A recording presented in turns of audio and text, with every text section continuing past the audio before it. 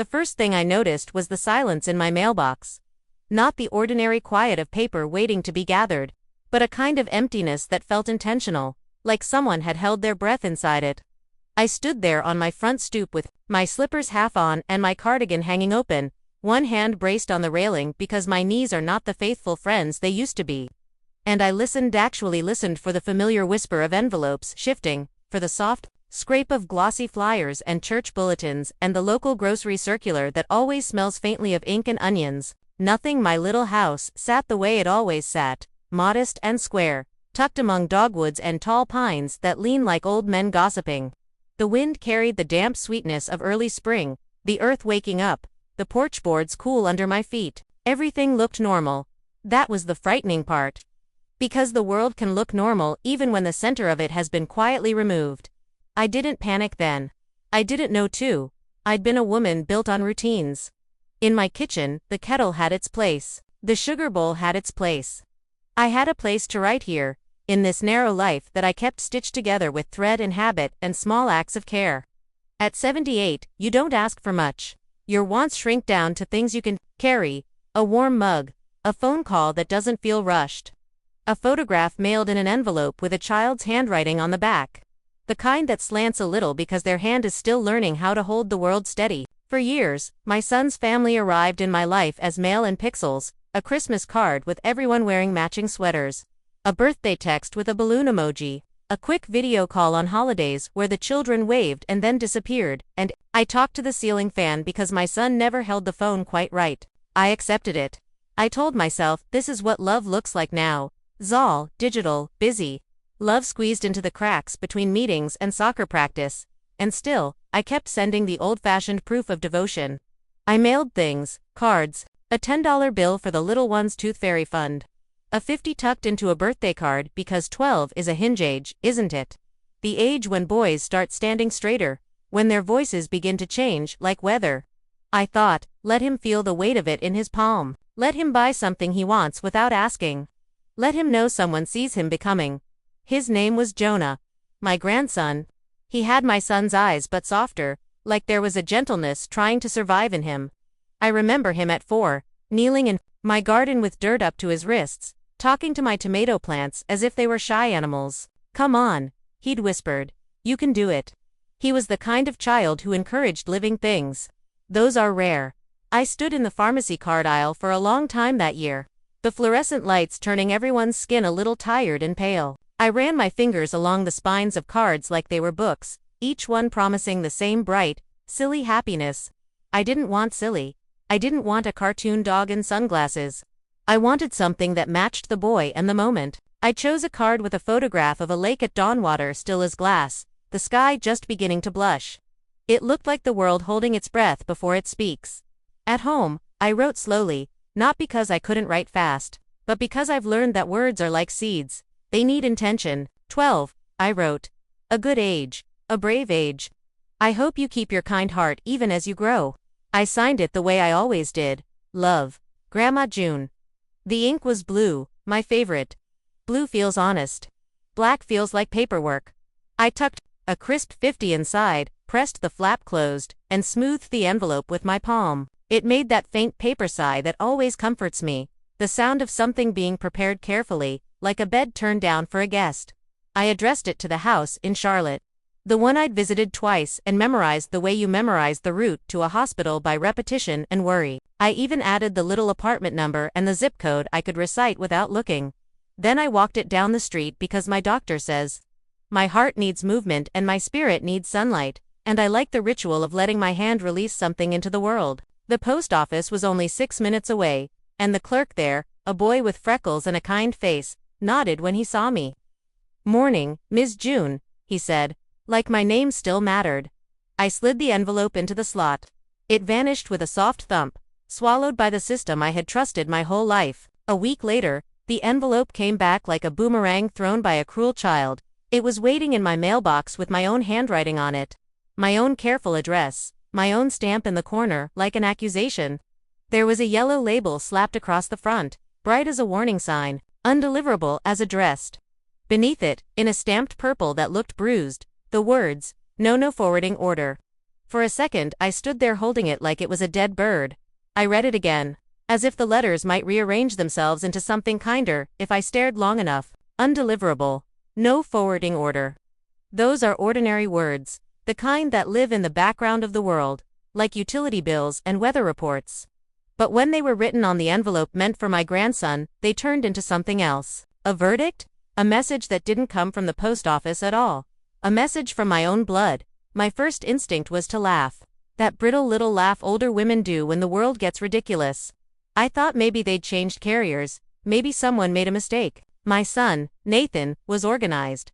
He kept color-coded calendars. He was the kind of man who filed receipts and compared interest rates for fun. He wouldn't simply vanish, so I took the envelope inside, laid it on my kitchen table, and called him. The number I'd dialed for years rang once, twice, then a voice I did not recognize, cheerful and hollow, said, "We're sorry. The number you have reached has been disconnected." Disconnected?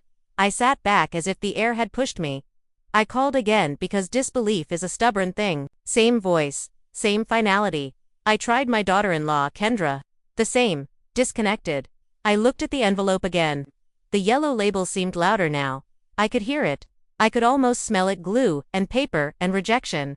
I dialed their line out of an old notebook I keep in my drawer. The one where I write down everything because my memory is good but my joints remind me I'm not immortal. That line, too, was gone.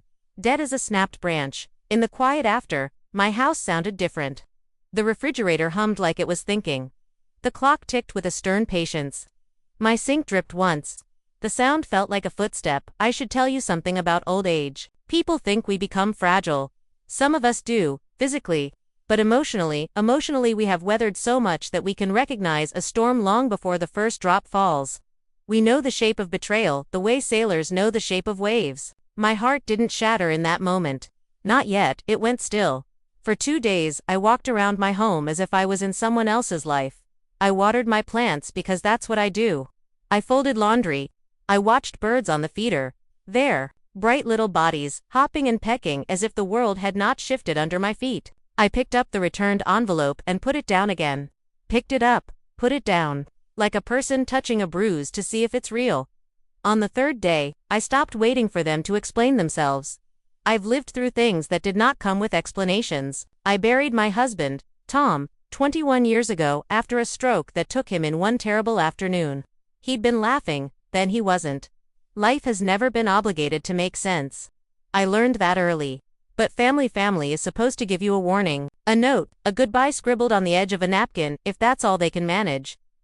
I drove to the library because my hands still know how to steer, even when my heart is unsteady. The library smelled like dust and carpet cleaner and quiet effort. There were children in the corner doing homework, their heads bent together like seedlings. The librarian, a woman named Alana with silver hair and warm eyes, recognized me. "June," she said gently, like she could hear something in my voice before I even spoke. I told her I'd lost contact. I said it casually, as if I'd misplaced a set of keys. "I just need their new address," I said. "It must be some mistake." Alana didn't ask questions. She just turned her screen toward herself and began typing. Her fingers moved fast and sure, like she'd done this for 100 quiet dramas. She searched property records. Then she searched voter registration, public directories, anything that might leave a footprint. Her expression changed just a flicker, but I saw it. I have spent a lifetime reading faces. It's a skill older women develop because so many people lie to us politely. "Oh," she said softly. "June, the house, it was sold." "Sold," I repeated, my voice flat. "Yes, about 2 months ago." She scrolled. "And there's no forwarding information attached to Nathan's name." 2 months. While I'd been pruning roses and going to my church potlucks, my son had moved his entire family out of a home and didn't tell me. He'd changed numbers. He'd vanished as thoroughly as if I'd died and he didn't want to attend the funeral. My hands were very steady on the table. I was proud of that. There is dignity in staying steady. Alana clicked into another search, this time with my daughter-in-law's name. Kendra liked to be visible. She curated her life like it was a magazine spread. Everything had to look effortless. Everything had to sparkle. She used words like intention and boundaries. The way some people use salt, sprinkling them on everything until it tastes like nothing else. Alana's screen filled with photographs. There they were. Nathan and Kendra and the kids Jonah and little Mara standing in front of a house I'd never seen. Not brick and porch like their old place. This one was sleek. Bright white walls, sharp angles, a desert kind of landscaping, pale stones and spiky plants that looked like they were always defending themselves. A caption beneath the photo said, "New beginnings, new energy, new chapter." My stomach didn't drop. It tightened, as if my body was trying to protect my organs from what my eyes were about to read. It was a blog. Of course it was. Kendra loved a platform. She loved an audience. She loved to speak about her life as if she'd invented living. The post Alana opened was titled something like, "Choosing Peace or Cutting the Cord." One of those phrases that sounds wise, until you realize it's just a ribbon tied around selfishness. Kendra wrote about letting go of inherited expectations, about releasing relationships that keep us tethered to the past. She wrote about protecting our children from toxic patterns and creating a life unburdened by guilt. She didn't say my name. She didn't have to.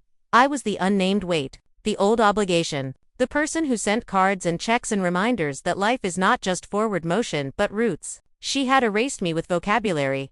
Alana was quiet beside me, her hands folded. She looked like she wanted to reach across the table and cover the screen for me, like a mother shielding a child from something too sharp. But I'm not a child. I'm an old woman. I have carried sharp things and not bled out. At the bottom of the post was a photo of Jonah at what looked like a backyard party.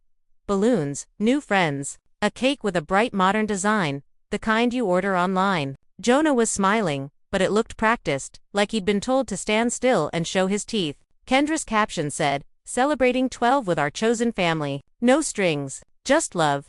No strings." I felt something inside me go very quiet, like a door closing gently. I thanked Alana. I told her I was fine. I smiled because I was raised to keep my sorrow from becoming other people's burden. I walked out into the sunlight and it was too bright. The parking lot shimmered with heat and the world kept spinning. Indifferent, as it always does. In the car, I didn't cry. Tears are for when you still hope someone might come back. What I felt was clarity. There is a moment in some women's lives, usually after they have given and given until their bones feel hollow, when they stop asking permission to protect themselves. People call it bitterness. People call it spite. People who have never been abandoned by their own child love to label a woman's survival as something ugly, but it isn't ugly. It's a kind of clean fire.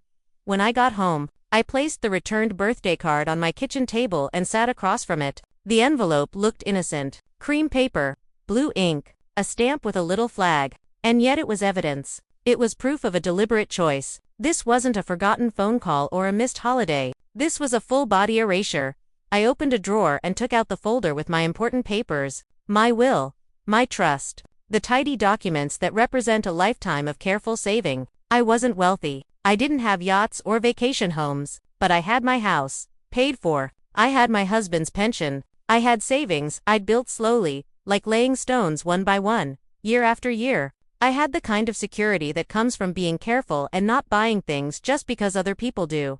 I had always imagined it would go to my son. And through him, to my grandchildren. That was the story I'd been carrying, the natural order, the family line, but they had cut the line. So I drove to my attorney. Mr. Lanier's office smelled like lemon polish and old paper. He wore suspenders and still used a fountain pen because he believed some things should feel permanent. When I told him what happened, his face darkened in slow disbelief, like a storm cloud spreading. He didn't interrupt. He listened, the way good men listen when they know a woman's pain has been dismissed too often. When I finished, he leaned back and exhaled through his nose. "June," he said quietly, "that's cold. That's not a misunderstanding. That's a decision."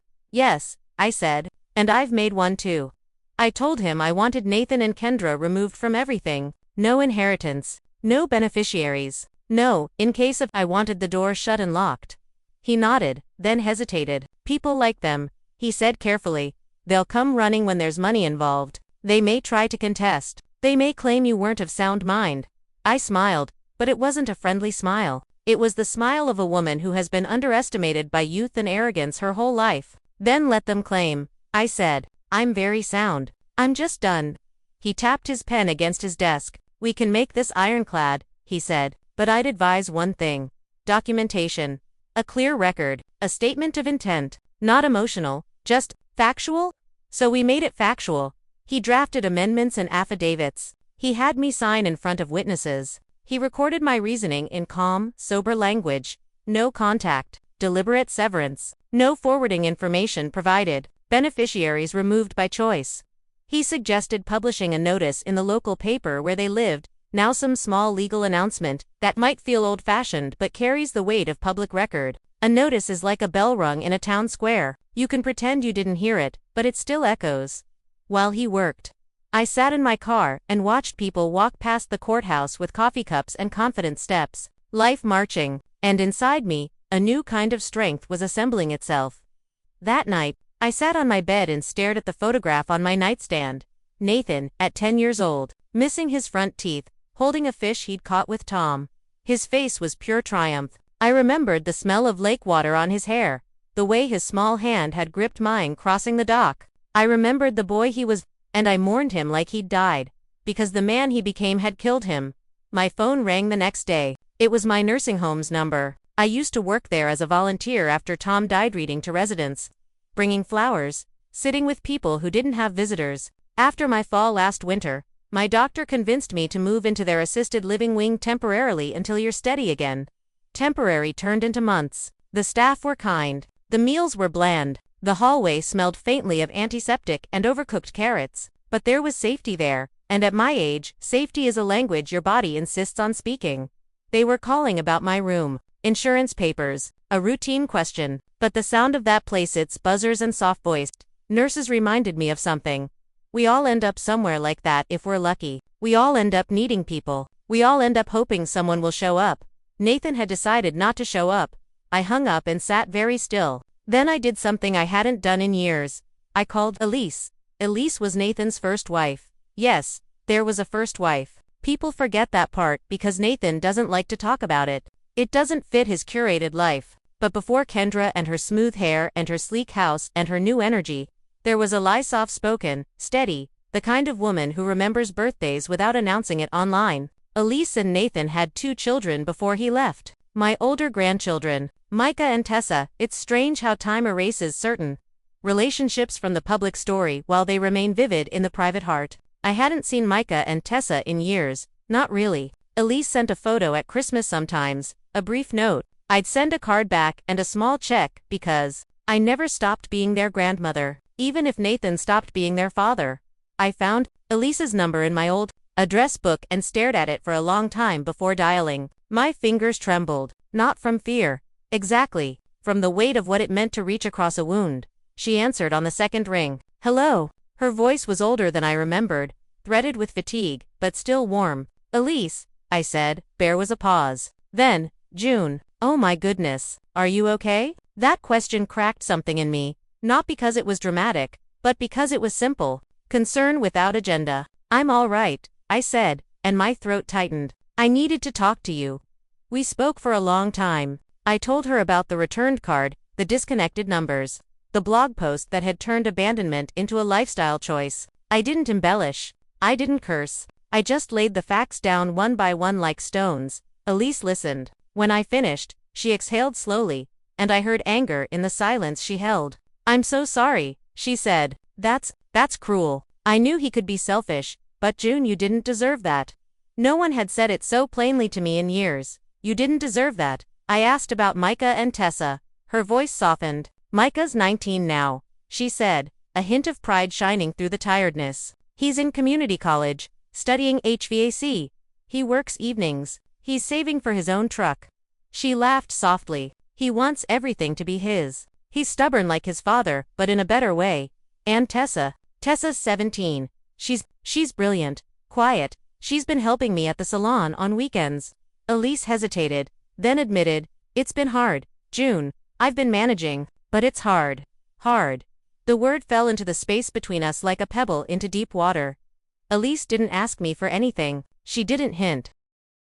She just spoke honestly, the way people do when they've learned pride won't pay the electric bill. She told me about the mortgage that still weighed on her, the car that sputtered, the way Micah's tuition seemed to rise like floodwater. She told me about nights she lay awake doing math in her head, trying to make the numbers behave. As she spoke, something in me aligned. All my life, I had been feeding the branch of my family tree that gave me glossy pictures and curated captions. while the branch that held real struggle and real dignity had been quietly surviving in the shadows. My legacy had been pointed in the wrong direction. When Elise finished, she said, almost in a whisper, "I didn't want to call you before. I didn't want to stir up trouble, but the kids, they ask about you sometimes. Tessa remembers your garden. She said you smelled like rosemary. That did it. That small detail, my scent remembered by a girl who hadn't seen me in years, hit me harder than any blog post. Because it meant I hadn't been erased everywhere. There were still places in the world where my love had left a mark." After we hung up, I sat alone in my room at the nursing home, the kind of room that is nobody's dream but becomes someone's reality. A narrow bed, a dresser, a chair by the window. The window looked out over the parking lot and a thin strip of grass where a single brave squirrel kept digging like it believed treasure was inevitable. I watched the squirrel and thought about what I believed. Believed love should have a home. I believed effort should matter. I believed people who cut you off do not get to keep the benefits of what you built while they were still attached. And I believed, with a calm certainty that surprised me, that I was allowed to redirect my life toward people who would receive it with gratitude instead of entitlement. I met Mr. Lanier again 2 days later. We finalized everything. We published the notice. Not dramatic, just official, a small announcement in a paper in their new city. All prior beneficiaries removed effective immediately. It looked like nothing to most people, but I knew Kendra would see it. Kendra watched the world for anything that might threaten her story. I didn't do it to be cruel. I did it to be clear, and then I did one last thing, because clarity is good, but confirmation is better. I wrote them a letter. Not a pleading letter, not a what did I do wrong letter. I have read enough of those from other women in this nursing home. Women clutching their dignity with trembling hands as they write to children who don't answer. I have watched the mail cart roll down the hallway like a judge. I have seen the hope rise in their eyes, then die. I promised myself I wouldn't beg dots, so my letter was simple. I bought a heavy cream card. The kind that feels like it belongs to a wedding or a funeral. I wrote, "I hope you have found what you were looking for. No more. New grandma." Just my name at the bottom. June Harper, a name that had held them once. Inside, I placed a cashier's check for $5,000. Not because I wanted to give them money, but because I wanted to see what they would do when faced with the physical proof of me. A check requires endorsement. It requires contact. It requires acknowledgement. It's hard to pretend you don't know someone when you're signing their name on the back of a piece of paper. I mailed it to their new address, the one I found easily because Kendra had posted a photo of their front door on her blog, the house number visible like an invitation. I waited. Waiting at my age is different than waiting when you're young. Young people wait with impatience. Old people wait with memory. We have waited through wars, through funerals, through broken hearts and healing. We know time is a thing that can be endured. Time and loneliness are cousins. 10 days later, the envelope came back unopened, across the front. In sharp, angry handwriting I didn't recognize at first, were 4 words that made me laugh, not the brittle laugh this time, but a quiet, amazed laugh. Like the universe had just delivered a punchline with perfect timing. Return to sender. Refused. Refused, not even opened, not even curious. My name alone was enough to reject. The money inside could have been rent or a vacation or tuition, and they didn't care. They didn't want anything that required admitting I existed. I stared at it a long time, and in that staring, the last tender strand inside me snapped. Not violently, but neatly, like a thread cut clean with scissors. I took the envelope to the bank and canceled the check. The teller asked if everything was okay, and I said yes, because in that moment, it truly was. I was no longer confused, no longer hoping. Hope is expensive, clarity is cheaper. Back in my room, I placed the unopened envelope in a frame I'd bought from the thrift store, a plain black frame. I hung it on the wall above my small desk, not as a trophy, as a document, proof, a certificate of release. Some people would call it petty, but I know what it was. It was closure you could touch. Then I began dismantling my life. The way you dismantle a house you're leaving for good. Carefully, deliberately, without drama. I put my home on the market. The little house with the dogwoods and the porch. It sold quickly. Young couples love old houses because they haven't yet learned how much work nostalgia requires. They stood in my living room and talked about paint colors, and I smiled and wished them well. I gave away my furniture. I packed only what mattered. Photographs, a few pieces of jewelry, my husband's wedding ring, the quilt my mother made. My husband, Tom. I thought of him often then. He would have been furious on my behalf, but he would have understood my decision. He used to say, "June, you don't owe your whole self to people who only want a piece." He said it like a joke. I didn't realize it was prophecy.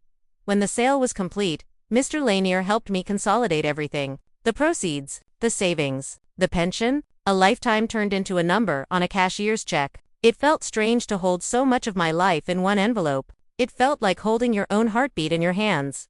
I did not tell Nathan. I did not warn him. He had taught me the rules of this new version of family. Silent decisions. Clean breaks, so I drove to Charlotte, not to the sleek new house in the desert city, not to the people who had refused me. I drove to Elise. She didn't know I was coming. I didn't want her to have time to refuse, out of pride. Pride is a funny thing, it protects you and starves you at the same time. Her neighborhood was modest. The lawns were patchy. Kids' bikes lay on their sides like fallen animals. The air smelled like fried food and warm asphalt. Real life, not curated. When she opened the door, her eyes went wide. "June, what are you all right?" I held up the envelope. My hands were steady again. "I'm all right," I said. "I need you to listen." We sat at her kitchen table. It was scarred with use. The kind of table where homework happens and arguments happen and dinners happen. I liked it immediately. A table that has witnessed life. I slid the envelope toward her. "This is for you," I said. She opened it and stared at the check like it might be a prank, like cameras might leap out of the cabinets. "June," she whispered. "No, I can't. This is too much." "It's my life," I said, "and my life is mine to direct." Her hands shook. Tears gathered in her eyes and spilled over. "Why?" she managed. I could have given a speech. I could have said something dramatic. But the truth was simple. And at my age I like simple truths. They don't waste breath. "Because you stayed," I said. "You raised them. You did the work. You didn't turn love into a slogan." She tried to protest again, but I held up my hand. "Elise," I said gently, "you don't get to refuse this for my son's pride. He abandoned you. He abandoned them. And then he abandoned me. This isn't charity. It's correction." I had written instructions. Practical ones. Pay off the mortgage. Fix the car. Put money away for Micah's training and Tessa's future. A trust. A safety net. A chance. Elise sobbed quietly. The kind of cry that comes from relief so deep it hurts. She kept covering her mouth as if the sound might be too loud for her own life. I didn't stay long. That surprised her. People expect a big goodbye, a long conversation, but I had learned something from the last few weeks. Some messages are delivered best and then left to land at the door. She reached for my hand. Her grip was warm and desperate. "They'll come," she said through tears. "Nathan will come when he finds out." I nodded. "I know," I said. "Let him." 2 days later. He did. The call came to my cell. The one number I'd kept private because I still believed in small protections. His name flashed on the screen, and for a moment I just stared at it. The way you stare at a snake on a path. Familiar. Dangerous. "Part of your past," I answered. His voice was raw, stripped of polish. "What did you do?" he demanded, like I was a thief and he was the victim. Behind his anger, I could hear panic. That's what money does. It reveals what someone truly values. It makes their voice honest. "I made arrangements," I said calmly. "You changed the will," he snapped. "Kendra saw the notice. June, you can't do this. That money is for Jonah and Maris. It's for us." The way he said us. Like I was still a resource. Like my love had been an account he could withdraw from while refusing to acknowledge the bank. "My grandchildren will be cared for," I said. "Our children," he corrected sharply. I let a silence stretch. Long enough for him to feel it. "Then," I said, "not the ones you moved across the country and taught to refuse me." He sputtered. "That's not June. You don't understand. We needed space. We needed boundaries. You were always